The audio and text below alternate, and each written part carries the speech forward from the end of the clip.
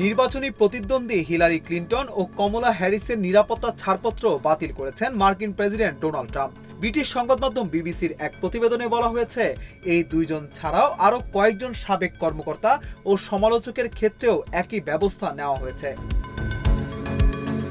এই ঈদে জামা জুতো অ্যাকসেসরিজের ডিসকাউন্ট। গত ফেব্রুয়ারিতে ট্রাম্প জানিয়েছিলেন তিনি সাবেক প্রেসিডেন্ট জো বাইডেনের নিরাপত্তা ছাড়পত্র বাতিল করতে যাচ্ছেন। এ সময় তিনি বাইডেন পরিবারের অন্য সদস্যদেরও নিরাপত্তা ছাড়পত্র বাতিলের কথা জানান। এক বার্তায় ট্রাম্প বলেছেন, জাতীয় স্বার্থ বিবেচনায় এই ব্যক্তিদের আর গোপন তথ্য প্রবেশাধিকার প্রয়োজন নেই।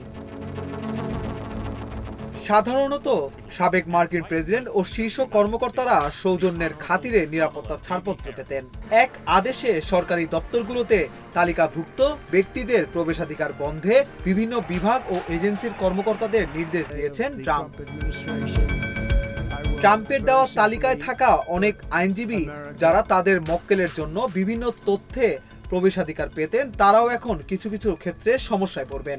এই নিষেধাজ্ঞার তালিকায় বাইডেন প্রশাসনের শীর্ষ কর্মকর্তা, আইনজীবী ও ট্রাম্পের অনেক সমালোচকও আছেন, যারা আদালতে ট্রাম্প এবং তার মিত্রদের বিপক্ষে দাঁড়িয়েছিলেন। বাইডেনের পররাষ্ট্রমন্ত্রী অ্যান্টনি ব্লিংকেন, জাতীয় নিরাপত্তা উপদেষ্টা জ্যাক সুলিভান এবং deputy attorney general Lisa Monaco তাদের প্রবেশাধিকার হারিয়েছেন। এছাড়াও নিষেধাজ্ঞার তালিকায় আরও আছেন ট্রাম্পের গত মেয়াদের দুই কর্মকর্তা ফিওনা হিল ও আলেকজান্ডার ভিন্ডম্যান।